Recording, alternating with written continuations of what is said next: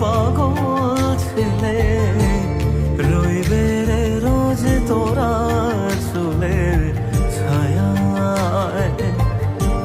তুই নাকি মাসার বোঝনি, তোর কাছে নয় কিছুই কঠিন। তোর ওই দুটি চরণ তলে থাকবো আজীবন। শ্যামা, মা তোর চরণ